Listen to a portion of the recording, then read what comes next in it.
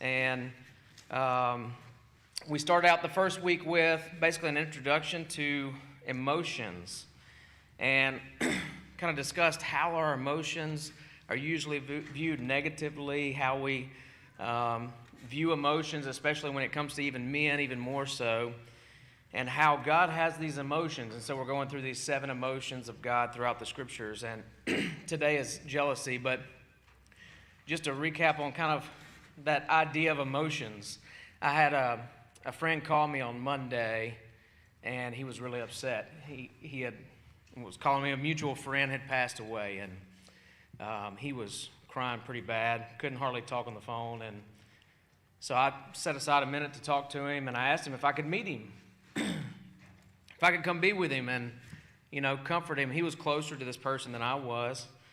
And he said, no, I don't want you to see me like this. I can't do this. I'm just driving around town, hoping nobody sees me in my car, a blubbering mess. Later on this week, we met in the morning later on this week, and he was kind of telling some other friends of ours that he had called me and had leaned on me only through the phone. And he said because I was crying like a girl and I didn't want him to see me. And I reminded him that emotions are good. Emotions should be expressed. That emotions are appropriate. And it's the world around us that tells us that we can't express them. And so today we're going to talk about the jealousy of God. And I wore the closest thing to green I could. Jealousy is usually associated with the color green. What is jealousy, and how do we perceive that today? I would go on to venture, I'll talk about myself, and I think that a lot of you would share the same sentiment that jealousy is kind of seen as a negative thing in today. And oftentimes we get it confused with envy. Sometimes my children, they get jealous, or really we would say jealous over one child having something the other child doesn't have. That's not jealousy, that's envy, right? Envy is, I've got some really just simple definitions here, but envy would be the painful wanting for something that someone else has. So, they're envious. They want what they have, We have birthdays throughout the year, and sometimes the younger children, they don't understand the concept that someone else is getting something that one day of the year that they're not. Even though they have their own special day, they get envious. But that's not jealousy. Jealousy is this emotion that's based on a threat of intimacy. It's the protective and fearful emotion of losing someone's position or situation to someone else. That's jealousy. There was an article I read just kind of reading up on this, and if you Google, you can find a lot of neat little stories and articles about the difference between envy and jealousy. But this one author, Marina, I can't say her last name, Kidakale or something like that. Marina Kidakale, she put it in the most simplest terms that I thought was very neat. She said, envy says, I want that. And jealousy says, back off, that's mine. And I thought that was really good. When it comes to jealousy, we think of jealousy in relationships. That's usually, when we think of the appropriate definition of jealousy, we often think of it in relationships. And that jealousy comes mostly between, a boyfriend, girlfriend, and husband and wife, and those things are the obvious. But sometimes they're also between friends. But when we think about jealous boyfriends and girlfriends, it's usually, we say these things and we think that all of these things are rooted in insecurities, right? He's jealous because he's insecure about his relationship with his girlfriend. Or it's rooted in a fear of rejection or a fear of abandonment. And I would say that in these early relationships, some of those things might be true, and that might be because a couple things are happening here. Mostly, in my experience and dealing with myself growing up and others, it's because that relationship is happening at a time where it's not appropriate anyway, right? It's too young. They don't know how to handle these emotions, and so they're not ready to be serious, and so all these things come in. Or maybe even later on, or even that early, someone in the relationship is acting in a way that provokes jealousy. There is a real sense of jealousy there. I think of Numbers 5. There's this story and this provision within the Torah where God says that if a spouse provokes her spouse to jealousy, meaning he doesn't know that she's committed adultery, but she's acting in a way that makes him jealous.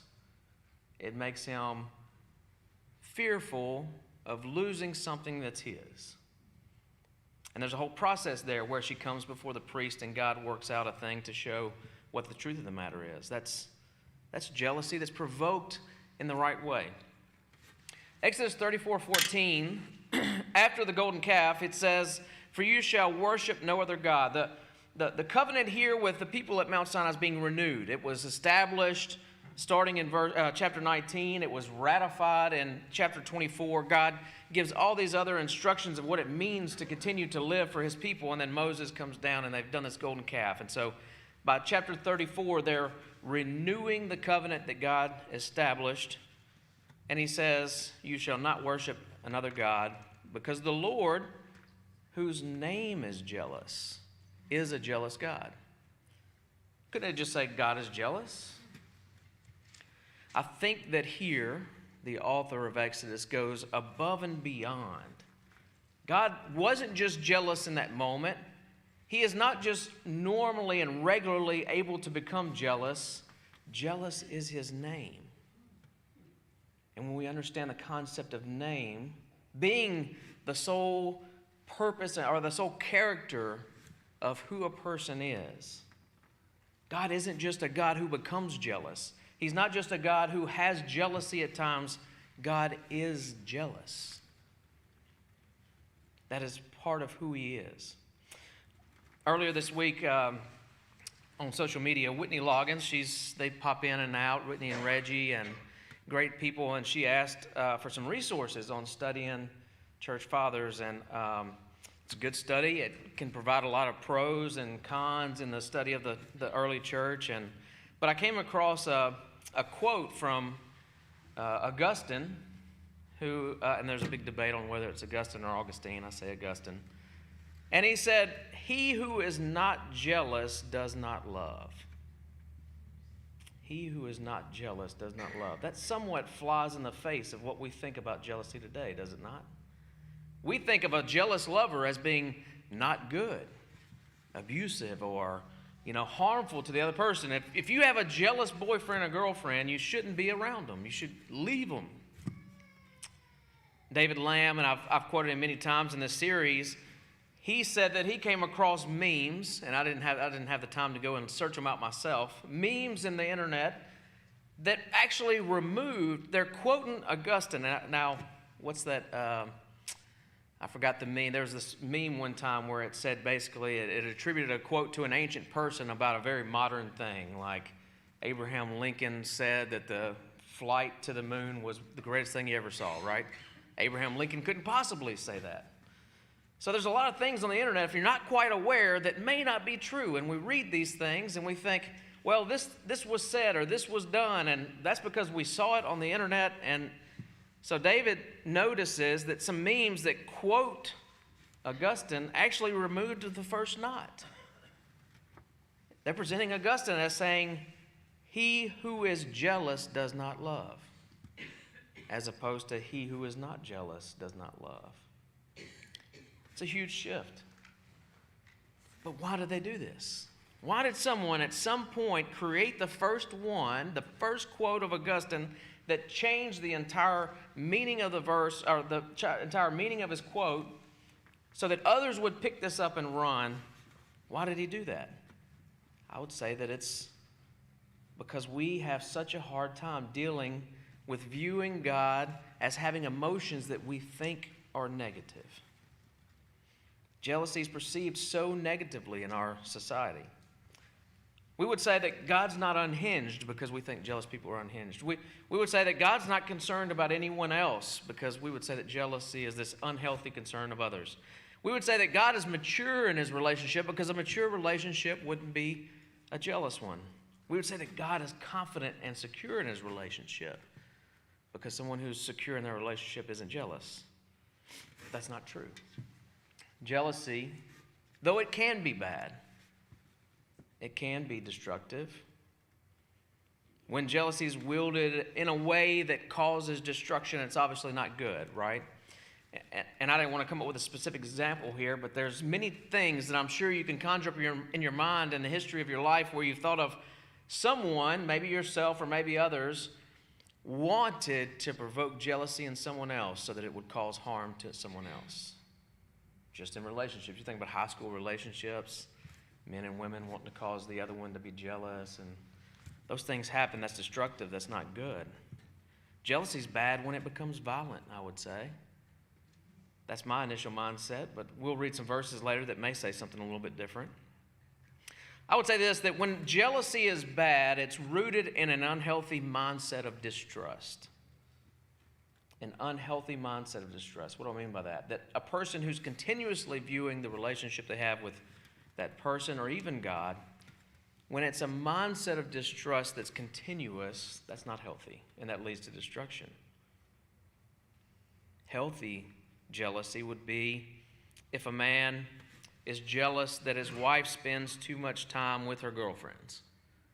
And he expresses that and says, I'd like to spend more time with you. Healthy jealousy can provoke the right conversation in that moment to realign those priorities. But in the same scenario, the husband can become rude to the friends, can become controlling of his wife, and can become verbally abusive. That's not healthy. He has a mindset towards distrust, that it's this continuous mindset of distrust. Put simply, I would say that healthy jealousy would be honest and gracious communication, while unhealthy is a lack of trust. I'd say that healthy is a reaction to a concrete thing. So in that example, the husband is jealous of this one thing that's going on in their relationship. She's spending a lot more time with her girlfriends than she is with her husband. It's a response to this one concrete event that's happening within their relationship. But an unhealthy one would be a continuous mindset of suspicion based on this one event. I hope that makes sense. It's hard to comprehend a healthy jealousy sometimes, but I would say that we can't really recognize healthy jealousy when it's in our relationship sometimes because of how the world wants us to perceive jealousy. I would say that Melissa is definitely not a jealous person. My wife, Melissa, she's not jealous at all. That's what I would say up front, because I expect that you would want to understand jealousy in a negative sense. But I would tell you that she's jealous.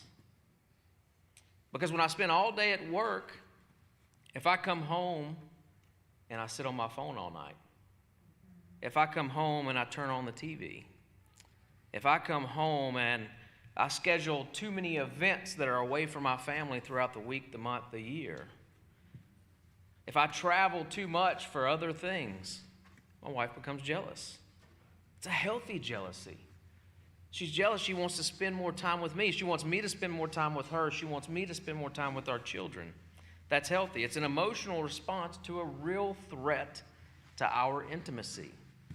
That's jealousy. Paul talks about jealousy in his both letters to the Corinthians, and we can see this dichotomy of an unhealthy and a healthy jealousy within his two letters. 1 Corinthians 13, one of the chapters that is probably most read at weddings, for marriages. It's the love chapter, right? And it starts off, love is patient, love is kind. Everybody knows that chapter.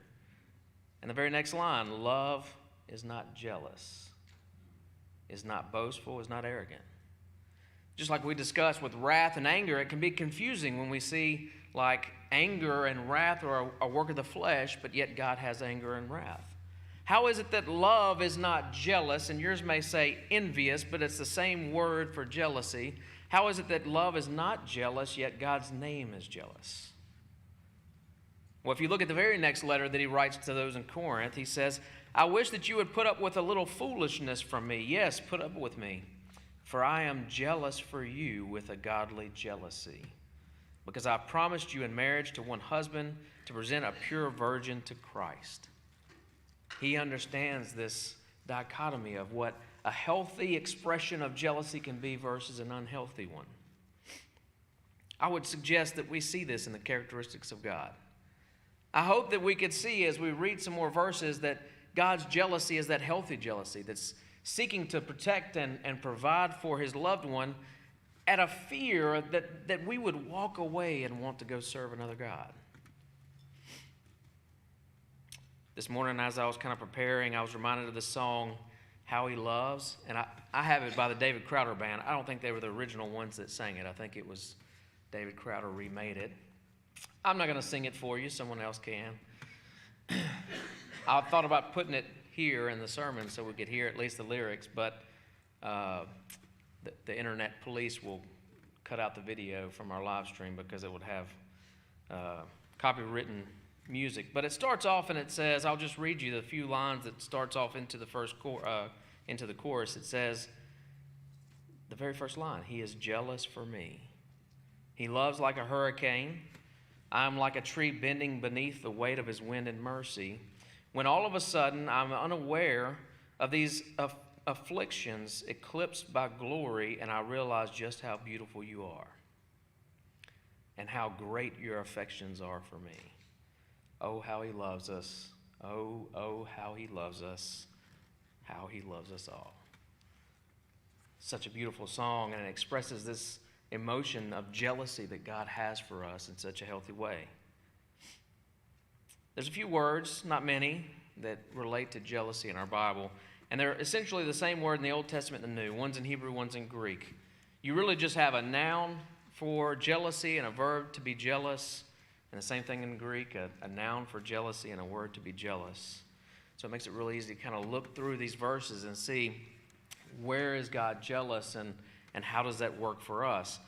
When we think about jealousy in the Old Testament, we think of jealousy as negative, but then we open our Bibles and it's really a positive expression. It's always in a positive light. It's always God being jealous for the relationship that He has with us, wanting to steer us and guide us in the direct path that we should be in. When He brings them to Mount Sinai and He starts this covenant relationship, Exodus 19, and Miss Beverly last week quoted Exodus 19 and one of my favorite verses in the Old Testament, one of, thousands of favorite verses. But Exodus 19, 5 through 6, he says, if we'll obey Him, we'll be His covenant people, His treasured possession. And then chapter 20, he starts in what we understand to be the 10 commandments, or the 10 words.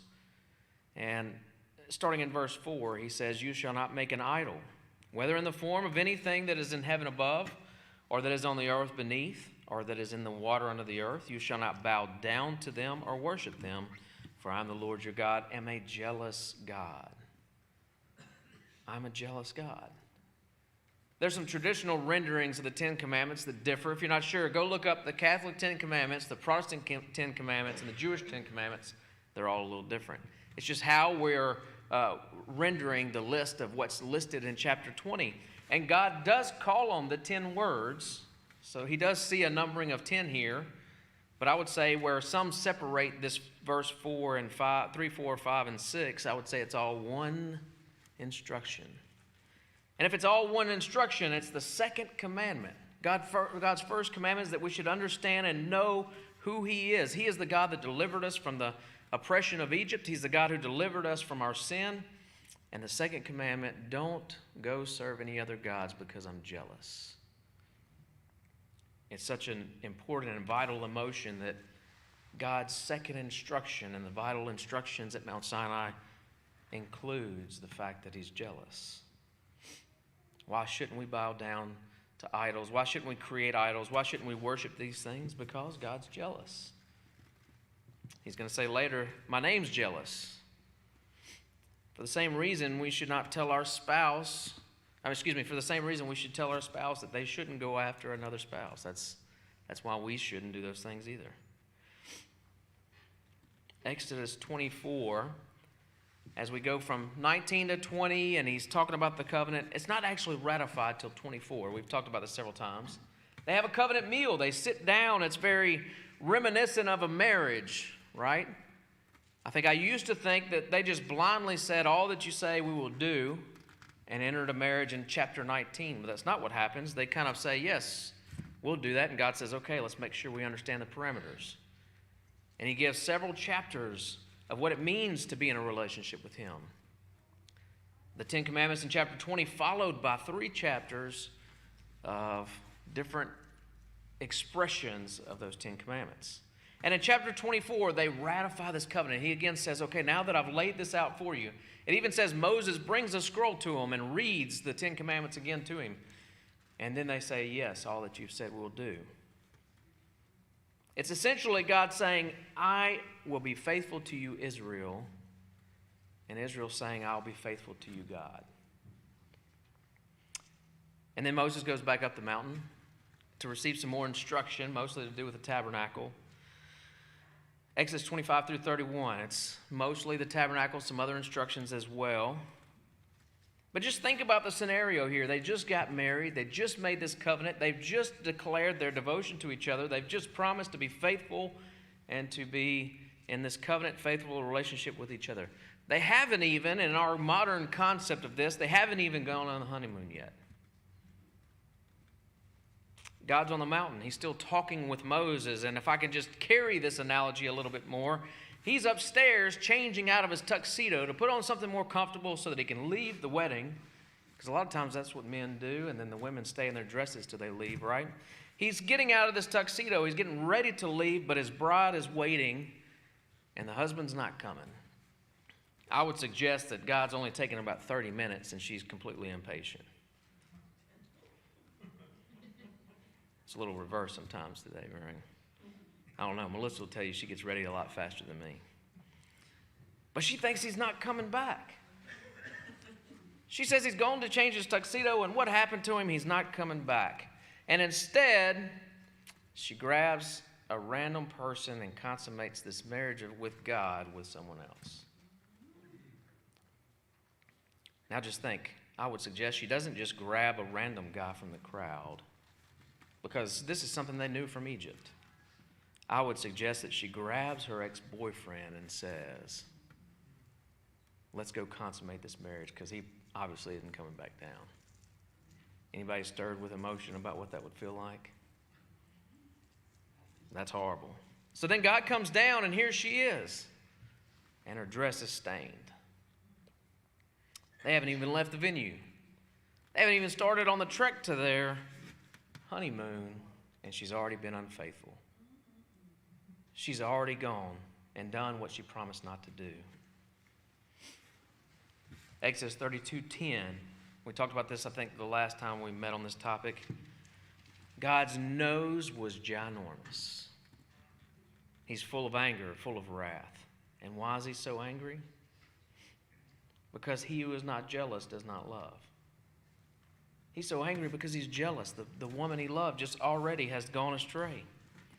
The verse that I mentioned earlier, Exodus 34:14, he's not just jealous, it's his name. It's his character. Emotions are real, and they cause real reactions and desires. In this case, God wants to kill all Israel and start again with Moses. I want to kill her. Look what she did. I read in the paper, the paper. Nobody reads the paper anymore. Why did I say that? I read on the interwebs just the other day. I haven't said that phrase in forever. I have no idea why it came up. Does anybody get the News Star anymore? I don't know. I read just the other day on the interwebs that a New Hampshire man went home randomly and caught his wife in bed with another man. Caused some emotions. Caused him enough emotions that he forced his wife to decapitate her lover. That's horrible, right? But God wanted to wipe out an entire nation. And we think, nothing wrong with that. I'm not saying that violence is justified here, but I'm just trying to express that real jealousy is a real emotion that causes real reactions. The difference between God and the New Hampshire man is that God relented. Multiple times it says God relented. Even later on in the prophets, whenever he wants to destroy them again, it says God relented. Maybe this New Hampshire man should have relented just a little bit. But it's understandable. I can't imagine the emotion. Psalm 78:58 says, "For they, Israel, provoked him to anger with their high places, and they moved him to jealousy with their idols." I would say that's probably the same emotion. Joel 2:18 says, Then the Lord became jealous for his land and had pity on his people. And this comes right after an analogy in Joel about marriage. They basically calls the bride back before him and says, these are the things that you've done. This is horrible, and he's provoked to jealousy. Nahum 1:2 says, a jealous and avenging God is the Lord. The Lord is avenging and wrathful. The Lord takes vengeance on his adversaries, and rages against his enemies. Notice what's in this verse here in Nahum. He's a jealous and avenging God, but then that jealousy provokes God to become wrathful and to take vengeance. He rages against his enemies. Jealousy is such a deep emotion that it causes other emotions to rise up. So Proverbs 27:4 addresses this, says, wrath is cruel, anger is overwhelming. But who is able to stand before jealousy? It's such a strong emotion.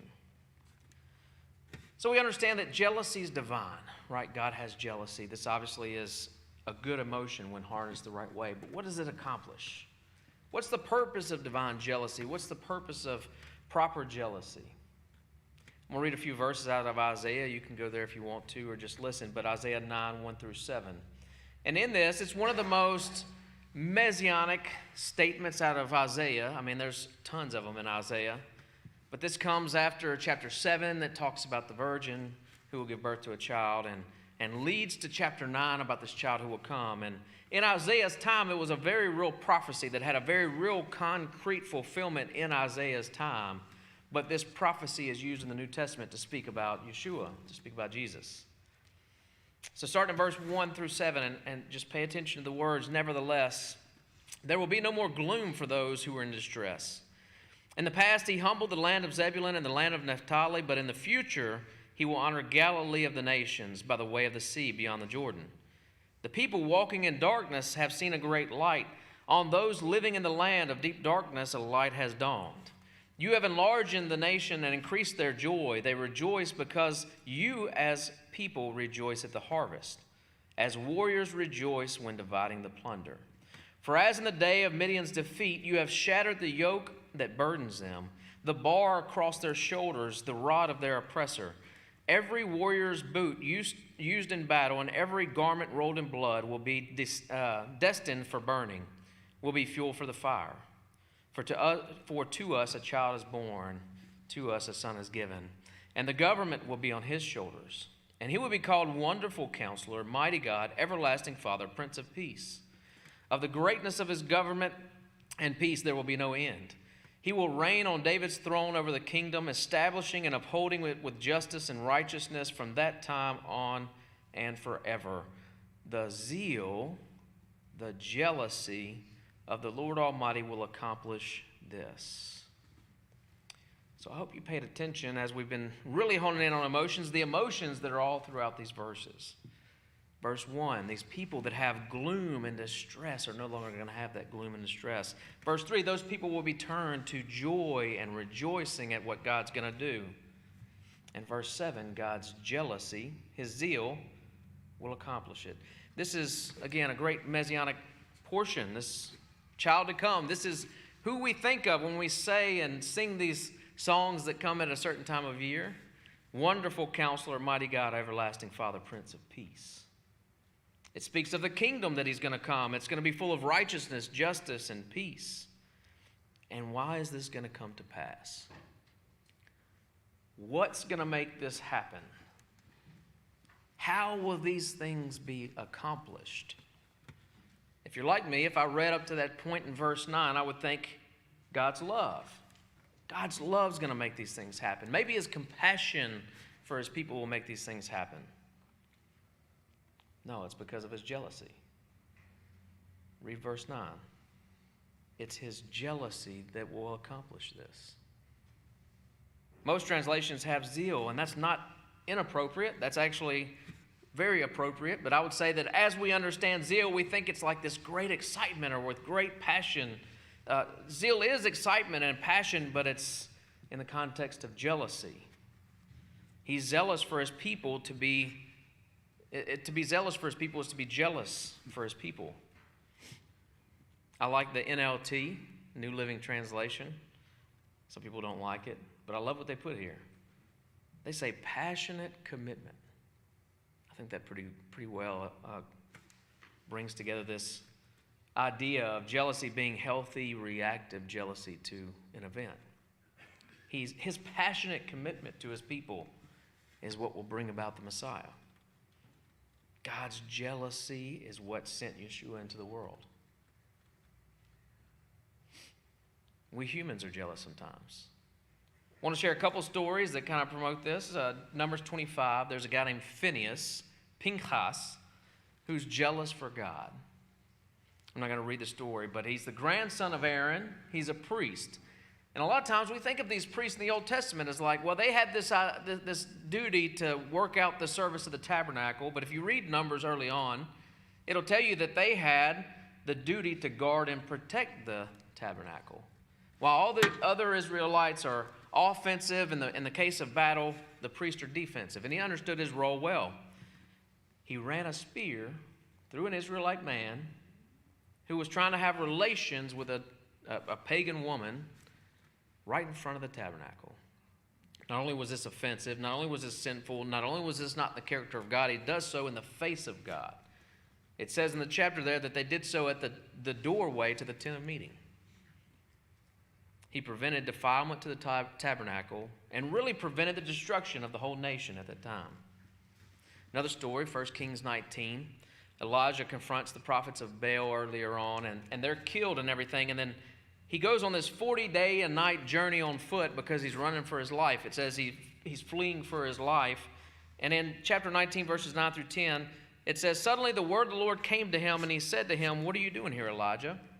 And Elijah replies, 'I've been very zealous or jealous for the Lord God of armies, but the Israelites have abandoned your covenant.'" He was very zealous. He was very jealous for that covenant with God. We go to the New Testament. If I asked you, what's an example of a time when Jesus was jealous? What would anybody have an answer for that? When they were gambling. When they were gambling. He cleansed the temple, right? John chapter 2. The Jewish Passover was near, and so Jesus went up to Jerusalem. In the temple, he found people selling oxen, sheep, and doves, and he also found the money changers sitting there. After making a whip out of cords, he drove everyone out of the temple and their sheep and oxen. He also poured out the money changers' coins and overturned their tables. He told those who were selling doves, "Get these things out of here. Stop turning my Father's house into a marketplace." And his disciples remembered that it was written, "Zeal for your house will consume me." So the Jews replied to him, "What sign will you show us for doing these things?" And Jesus answered, "Destroy the temple and I'll raise it up in 3 days." What's Jesus so upset with here? What's caused him to do these things? He doesn't state it, and it's not stated leading up to the events or the actions that he takes, but it's stated in hindsight. It says the disciples were reminded of Psalm 69 that says that there was zeal for your house will consume me. It's jealousy. Jesus is jealous in that moment, and I would suggest that his jealousy is twofold, like all real righteous jealousy. The people here are worshiping themselves instead of worshiping God in his house. They're concerned about how much money they can make off the backs of people, and they're doing so unrighteously without people knowing it. But he's also jealous for the people who are being harmed. He's jealous. His actions take place because the people are being manipulated by these people in the temple. I want to notice a couple of things about this event. This event, at least in John, it's mentioned elsewhere in other Gospels, comes after a wedding. Sound familiar? It should ring a bell with us. It should make us think of the same thing that happened with the first nation that just has this covenant with God that can be seen somewhat as a marriage, and they produce the golden calf. And it's the leadership that does this. And the people are manipulated to worship it. There's so many parallels here. Union and idolatry and punishment of the few and jealousy are all in both of these stories. I would also note the expression of jealousy that Jesus has. If we allow emotions in our lives, often they have to be controlled, right? We can say, well, okay, Matt, emotions are good, but we got to keep them controlled. What we really mean by that is we can't express our emotions. It's okay to feel emotions, but we can't express them. They have to be controlled. No, they don't. Jesus didn't control his expression of jealousy. Jesus had jealousy that caused him to turn over the tables and create a whip. Emotions are not intended to only be felt. Emotions are intended to be expressed. The question is, how do we properly express them? Malachi is going through a stage where he has lots of emotions right now. He wants to hit somebody when he gets mad. Naturally, like, I don't know where he learns it. I don't hit people when I'm mad. Melissa doesn't hit people when she's mad, but he naturally, anger just balls up. So we've tried to talk to him. Hey, look, it's okay to express your anger, but not at the expense of other people. Just yesterday, I don't even remember what he did, and I said, hey, son, you can't do that. And he got mad. And for whatever reason, that expression of anger in that moment meant that he took his shoes off and slammed them on the ground and sat down. That's okay. He didn't throw them at somebody else this time. How do we express our emotions appropriately? Something else that I would take from the story is that his emotions were remembered. John's written like 60 years after this event took place. And in the event, it wasn't the event itself that was remembered 60 years later. It was the emotion behind it. Because 60 years later, John puts the reference to Psalm 69 in his gospel to show that this was motivated by jealousy for God's temple, jealousy for the house of God. So kind of wrapping up, I want to circle back to Augustine again. I want to give you the full quote where he says that he who is not jealous does not love.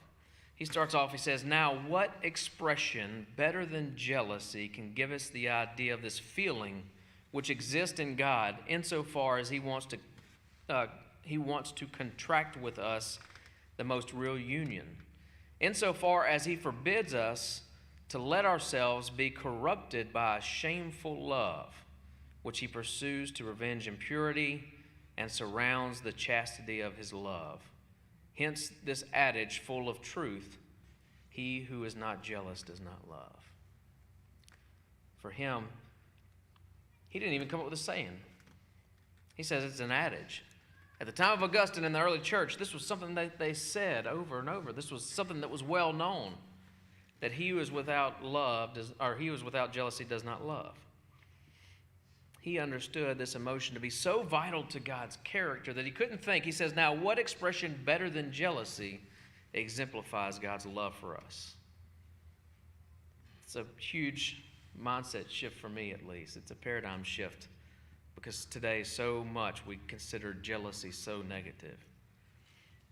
He even says that without this love, it leads to a shameful love. Without jealousy, their love would be shameful. I think that if you go back and read about Augustine a little bit, he knew a lot about jealousy and zeal. I found it interesting just to read up on his life. He rejected faith early as a young man. His mom was very faithful, very much a faithful believer in God, and he rejected it. It broke her heart. She said, I can't sustain life that my son would not have a faithful life with God. But he wrote about jealousy and zeal. He wrote often, and he said that he had many zeals for the lust of his life. He was very open about that. He was afraid. One time he said that he was so afraid in his early life that God would heal him from the disease of lust. He didn't want to be healed from lust. He was zealous for lust. He wanted to live a life where he could continuously pursue his flesh. He said one time to God, give me chastity, but not yet. How many times do we say, God, I want you to do this in my life, but just hang on, I'm not quite ready.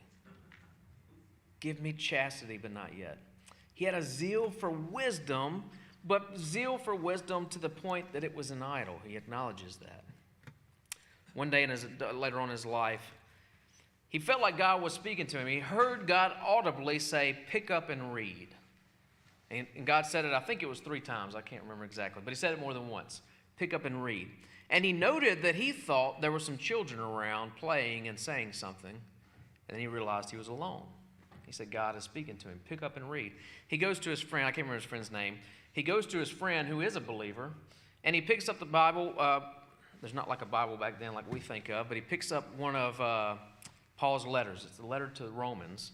And he notes the verse that he randomly picks up this letter to the Romans, and he said he just randomly goes to a verse in this letter, and this is what he reads.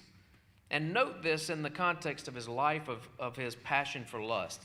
He reads Romans 13 through 14, that says, let us walk with decency as in the daytime, not in carousing and drunkenness, not in sexual impurity and promiscuity, not in quarreling and jealousy, but put on the Lord Jesus Christ and make no provision for the flesh to gratify its desires. His friend told him, read the next verse. And it said, welcome anyone who is weak in the faith. His friend obviously was talking about him and was saying, even though you've had all these desires, I'd love to welcome you in the faith. His mother rejoiced and said, you've turned my mourning to joy. His expression of faith transformed her emotions about him and his life. Him and his friend, they would go on to basically become celibate and serve the Lord. He would be a priest and authored over 5 million words at a time where writing just was not something that was out there. 5 million words about the Bible, God, his relationship. He said, I would seek neither wife nor ambition in this world, but I will serve the Lord with jealousy. When I retired, I got a gift from Melissa's brother. He showed up at my retirement party with a bonsai tree. Anybody ever grown bonsais? Yeah. Tell you, the first thing I learned is that the bonsai tree is not some special tree. It's the same seed as any other tree. You can make a bonsai tree out of any tree. Didn't realize it. But I also didn't realize how to care for it. It died. I read up. You can bring it back to life. I brought it back to life. Mostly Melissa brought it back to life. She waters it more than I do. So I was watching some videos late last night on bonsais, just trying to learn more about it. I thought about getting a second one. Hey, we brought this one back to life. Let me get another. And so I was thinking about it. And as I was watching this one guy, he's really good and really helpful. He communicates bonsai care appropriately and easy to understand. And there's this phrase that he brings up, and I come to learn that this phrase is very prolific for years and years in the bonsai culture. And this phrase comes from the idea that water is so vital to these trees. I mean, water is vital to all trees, right? And I thought, well, if I had a tree, I would water it maybe once a week. And this is how we killed it, because bonsais have such a small bed. They need more water, like every day. I hadn't watered it in like 2 weeks and wondered why the leaves fell off. And they drink up this supply of water really quick. And part of it's intentional, because the trees, if you have a bonsai, you can make a bonsai apple tree if you wanted to. Didn't realize the tree's only going to grow as large as you allow the roots to grow. That's why they're kept in small dishes. But there's this vital need to make sure that you're watering appropriately. Not enough water, it dies. Too much water, it dies. So the phrase goes, water is the first thing taught but the last thing mastered. When it comes to bonsai, the first thing that's taught is you have to water it. I didn't learn it because nobody taught me. I just got handed a plant at my retirement, and it died 2 weeks later. But if you're getting into bonsai, that's the first thing you learn is you have to water them a lot. But it's the last thing mastered, because every single plant needs a little bit different dose of water.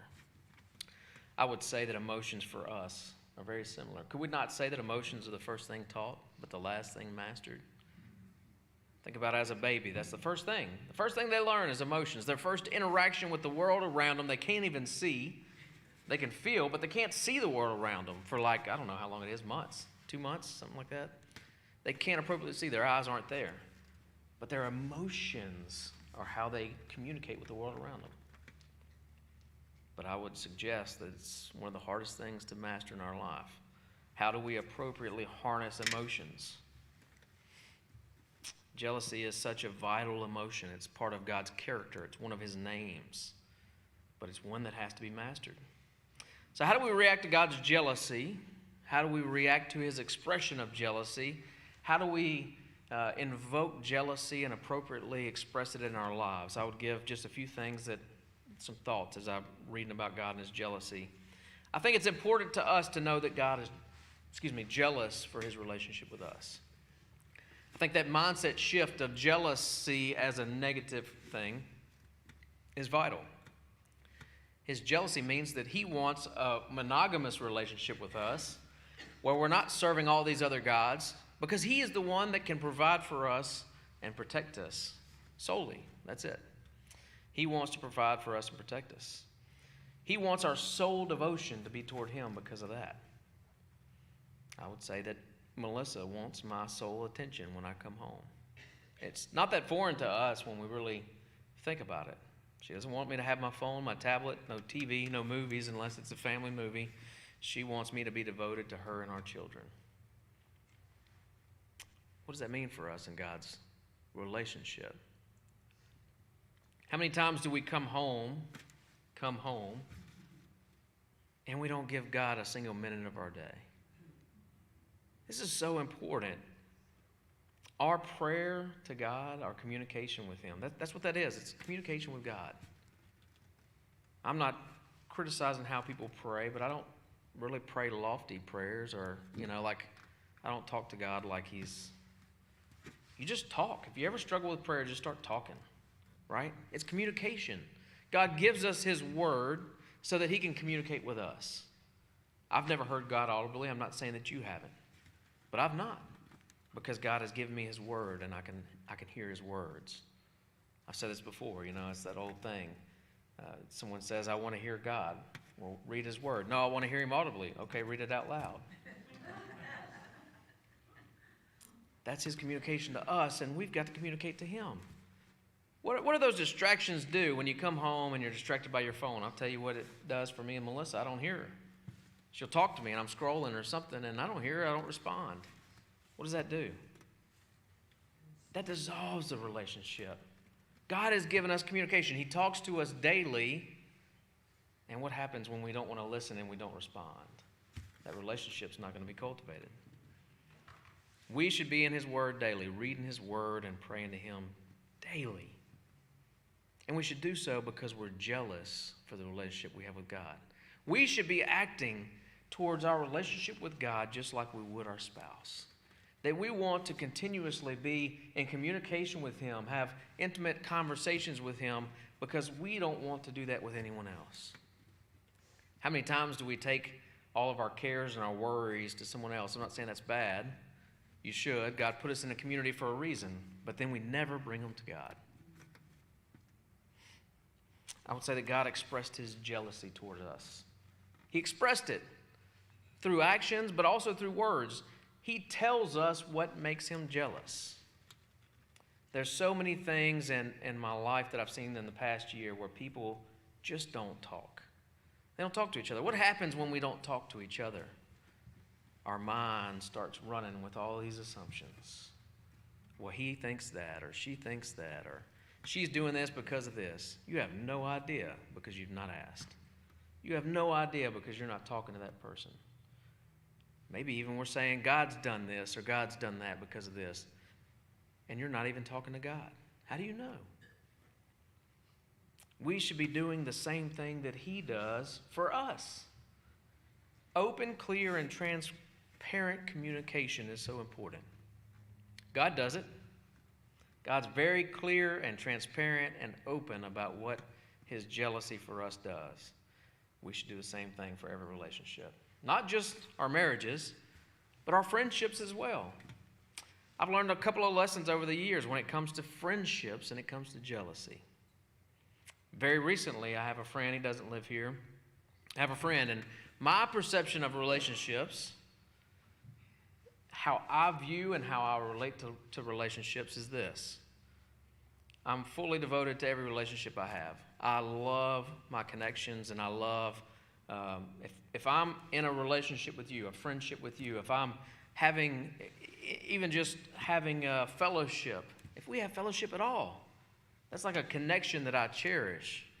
I don't always express it, but I cherish it in a way that if I go 6 months without talking to you, when I talk to you in 6 months, it feels just like that 6 months was never there, right?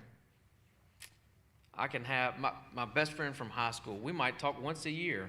Our birthdays are within a couple weeks, and so we usually text each other on our birthdays, and it's about all we talk. The whole year, that's all we talk. But we'll call on one of those days, and we'll talk for 3 hours, like nothing changed, right? Anybody operate that way with relationships? Who doesn't? Who doesn't? There's some. Because I assume that everybody operates with relationships like that. So I had a friend who doesn't operate that way. He views that if you're not constantly in communication, then you're not in a relationship. I didn't know this. I'd never communicated to him my view of a relationship. He never communicated to me. I realized there had been this huge gap that was happening to the point that he wouldn't even pick up the phone or text me back. I finally got him to answer the phone after months. And I said, "What's going on?" And he said, "Well, man, I'll just be completely honest. I don't have time for people that I don't have a relationship with." And I'm like, "Bro." And I started naming all stuff all over the years that we've done together, that I've tried to encourage him, and he's encouraged me. And I'm like, "We've done this, and this over 10 years. He said, "Yeah, if you notice, those things happen like once or twice a year, and I don't hear from you ever again." And there was this difference between the way we view relationships. But that despairs, neither one of those are wrong, but it was not expressed. God is very open about his expectations of a relationship. He's open about his jealousy. There's another person years ago that became somewhat similar, and I realized that they were jealous that I had relationships with a lot of other people when they like to pour into one person or one family. We had a different view of relationship, but it wasn't expressed. I think that's one thing we can learn from God's jealousy and how he expresses his love for us in his relationship. And finally, God didn't wipe out his people in jealousy. This may seem oversimplistic, but his jealousy overcame the shortfalls of the golden calf. He was angry, wanted to wipe them all out, but he didn't, because he was jealous for his covenant, for his relationship, for his marriage. It overcame the shortfalls of the nation during the time of the exiles. He was jealous, they were punished, but he doesn't do away with his covenant. His jealousy propelled the redemptive story that brings us to Jesus and brings him into the world. I think that if anything else, we should be compelled because of God's jealousy for us and our jealousy for him to tell someone about him every single day. His jealousy compelled him to share his son with us. We should be compelled to do the same thing for others. So I hope this helps us kind of reframe how we think of jealousy, what appropriate jealousy looks like, what appropriately expressing our emotions feels like, but also that it should compel us to action in the world around us in a way that others would be able to be in the same relationship that we have with him. If you'll join us with prayer, and the worship team will come up and we'll sing afterwards, but you can come and to the front. You can pray on your own on the, I don't know what we call them, the steps. Some people call it the altar. Some people don't like that. One great lesson I learned from Layman years ago was from Joshua. What chapter is it, like 24 or I can't remember, somewhere later in Joshua, where Joshua builds an altar, and the people are like, "You can't build an altar right here." He says, "I'm not worshiping God through sacrifices on this altar. This is an altar of praise." So I kind of got over my mindset that we can't call this an altar. Come bow down and pray before him, or come and pray. I'll pray with you. I'm willing. Or pray with each other. Pray with your neighbors. Join me in prayer. And we'll give thanks for the fellowship of food in the back and the Lord's table that's prepared for us. I would encourage you to partake, but also do so while looking inside yourself to make sure that you don't have anything that you need to communicate with God, to make sure that you are on the same page. Father, we come before you. We thank you for your Sabbath. We thank you for the community that we have. We thank you for the ability to come together, to worship you and to love you and to give you all glory. We thank you that we have a community of people to lean on and to share with and to encourage each other, but we also thank you that you are there for us. You're a God who's personal, a God who's intimate, and you're a God who shares your emotions with us. We thank you that you've given us, built us with emotions within us, and I pray that we learn how to harness those appropriately. Let your word be a light unto our feet and a lamp unto our path as we go forward in this week and we share your jealousy with others so that they may come to know you. We love you, we bless you, and we give you thanks. Amen.